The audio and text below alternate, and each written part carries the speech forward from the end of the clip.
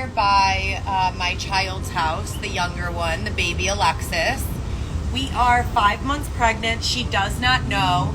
Last time I came out here was May 26th and actually saw her. I came out last month. I come out every month. I bring a gift or some food, snacks, etc. and so forth, and I try to see her. May 26th was the last time I saw her. I took her to the park. I've never let Xavier be around my kids. He came with me to the park, but he sat like in a different section while I hung out with my children. I just thought it was too soon. We've only known each other for 16 months. But despite all of that, May 26th or 25th, I came out here. I took my youngest baby to the park, and her father told me that she was putting on a recital for her dance class, and that it would be Thursday in a few weeks on a Thursday. I was so happy. He's like, yes, you know, of course you're invited. They invited my grandma. I was super excited to go see it. Alexis was super excited. She actually did like a whole run through the whole dance at the park, and she had it like perfectly. Like she was perfect with all of it. That's my baby. I just was so excited to see her. Well, in addition to being worried about her because her brother and sister, who she was raised with, mind you, all three of my children lived with me from their births through Dylan Smith's release from the IDOC when he came home to my house in 2019-20 time. So I was so excited and, you know, just feeling like I wanted the big kids to be excited and, you know, just feeling like I wanted the big kids to be there to support her. My grandma, we call my grandma Gigi, my grandma to be there to support her and me to be there to support her. I was just very, very happy about it. Well, I leave the park that day and within an hour I get a call from Orlando and he says, you can't come, never mind, and Alexis is going to have to take a break from seeing you. I said, what? He's like, yeah, the police are saying that you need to go for a mental health. I said, what do you mean the police? I guess everyone in my family's been being harassed by random members of law enforcement despite my 3 independent psychiatric evaluations and my 15-year career visiting the same primary care physician who happens to live a block away from Orlando's house. Every doctor saying there's nothing wrong with me. These people are way crossing their boundaries, fucking around with my ability to visit with my child. If you agree, hit the heart right now. Could you even imagine? I have no criminal record. I've done nothing to warrant this type of behavior. There is absolutely no reason in hell why I should not still have custody of my children. But if they're going to be with their fathers while I still have paper custody, so what does that mean? On paper, from a judge, the only time we've ever been seen for custody, I won. I won primary joint custody of all 3 of my children. How does law enforcement think it's their place, or people pretending to be law enforcement, or spies, or detectives, or private eyes, or whoever these people are that started surfacing after Love After Lockup aired? Who the fuck do they think they are? I mean, there are boundaries that you just don't cross. And no matter how many times I draw the line with those boundaries, these people keep pushing them and pushing them and pushing them. Last time I went in, June, to drop off a bag of groceries at the house. Orlando came outside frantic. He's like, take the groceries back. We don't need them. Like, he looked like he wanted to cry. I'm like, what is going on? He called law enforcement. He's like, they're forcing me to call them if you come here. He called law enforcement. I waited on the corner. No one ever showed up. And we are in Portage Park.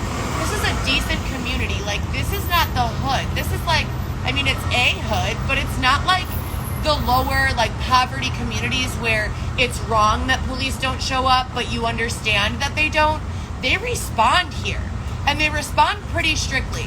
And Orlando's best friends from high school, his parents are the chief of police in Boys Town.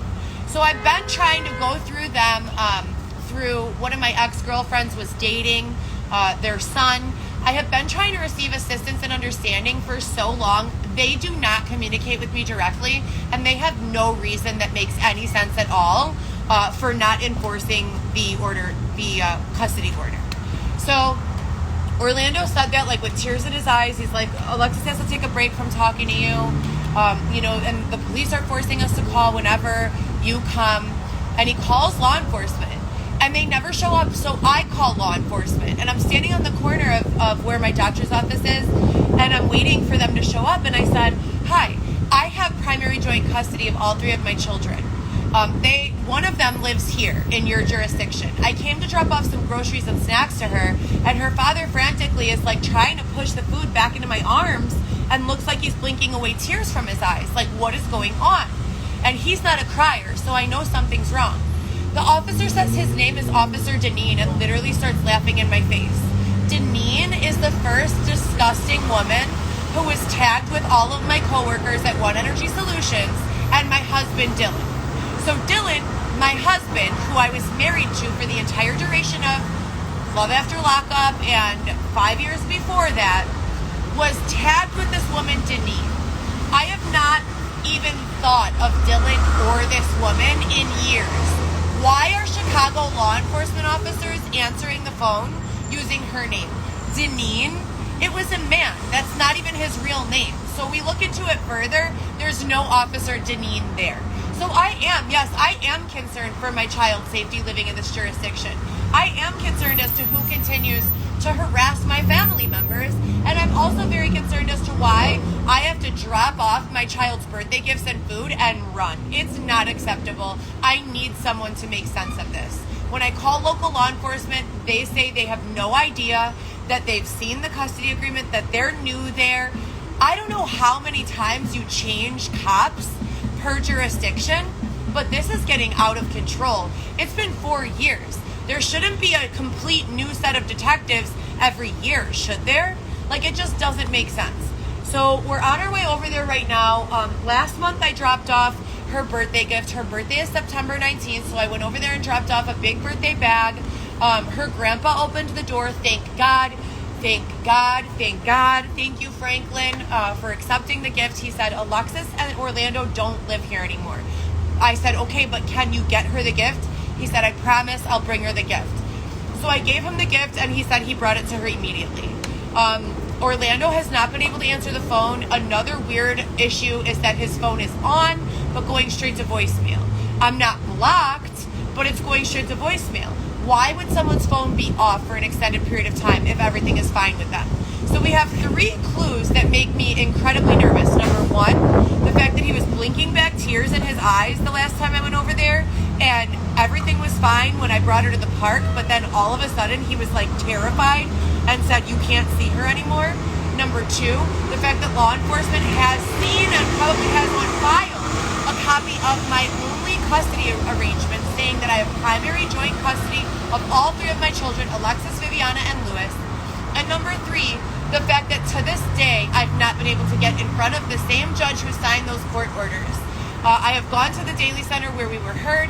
I have gone to 555 West Harrison. I have petitioned 7 times in the last 30 months. I've gone once every 6 months to petition the court. I have emailed them thousands of times, and you guys can look at my lives here. I always go live when I'm writing these emails to the judges. Not a single one has responded back. What is going on, you guys? Have you guys noticed anything different in your towns? If you live in Chicago, have you guys noticed anything weird about the criminal justice system?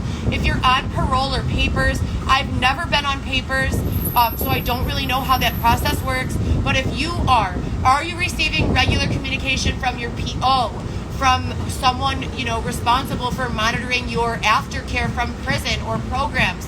I want to know, you guys, because I have babies. I want to see my children. I want to make sure my children are safe. If you have children, I'm sure you want the exact same thing. Anyone from any neighborhood, please DM me. Have you guys noticed anything weird with law enforcement? Have you had issues getting in front of a judge, filing lawsuits, filing criminal complaints?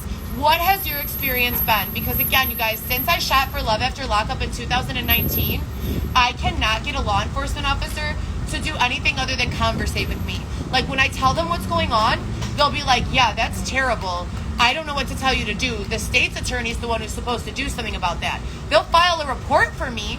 They'll give me a report number, but that's all they can do. They say that literally the state's attorney has to take care of it. So please, you guys, please, please, please, cross your fingers for me. Pray to God for me. Xavier's here with me. He never oversteps his boundaries when I go to my children's house.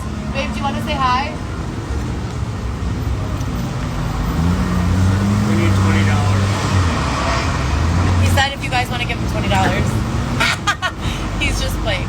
But anyways, he always stays about a block or 2 away when I go to my child's houses, which I've asked him to do out of respect for my exes and respect for the entire situation. But again, if you guys could please put a prayer up in the air for me and my 3 children and my entire family. I'll do the same for you.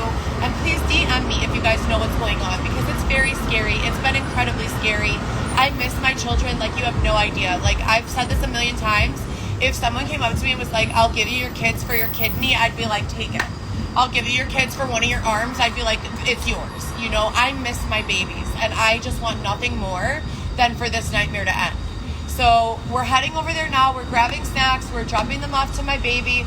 Then we're going even farther to the Northwest Burbs. So right now we're in Northwest Chicago, where my youngest lives. Then we're going another probably 5-10 miles all the way to the Northwest Burbs to do the same and drop off a little care package to the big kids. Like I said, last month was Alexis's birthday. I've got some little Play-Dohs, a little coloring book, and a couple of other things that I wasn't able to give her in her birthday bag. They just didn't fit. So we're going to give her those now with some breakfast bars and, you know, a couple pieces of fruit, just a little candy Halloween stuff so that she knows her mother loves her and misses her so much, no matter what's going on in the world, no matter if I can get the court system to acknowledge or not. Her mother is never going to give up. None of my 3 children will ever have to worry about their mother giving up. It just won't happen.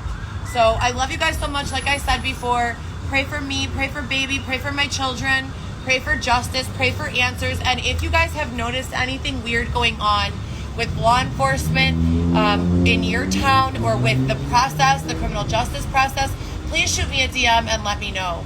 I called Kenosha, Wisconsin yesterday to ask them about their discovery process because I've had no luck in Chicago. It's literally been 8 years of inquiries, 4 years of me doing it live. So I for 4 years already did this without any video documentation. I just went in, you know, off of good faith that this, you know, police would help me. And I have no proof of any of that other than report numbers, which we do have. But I do have proof. That's why I started documenting and recording in 2019. Following the filming of Love After Lockup, things just went crazy. And I literally started documenting everything. So if you guys are interested, one Heather GEE, HLG forever _ I have it all there, mercifulstorm.com. These are all accounts on Instagram. I also have accounts on YouTube, TikTok, Facebook, where I've recorded live videos of men attempting to home invade my house when I lived at 2037 West Roscoe. Literally, you see a person's fingers come through and the window rise up. I'm screaming and scared and calling law enforcement for help.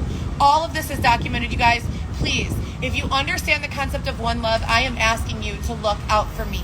I am asking you, if it was you and your 3 children and you were going through the exact same thing that I'm going through right now, what would you want me to do? Would you want me to help you in any way that I could? Because I'm asking for the same from you. Prayers in the air for me that they let Alexis, get these snacks and this little goodie bag, and that there is no drama. And you guys have a great day. We'll check in later, and I will let you know how it went. Love you guys.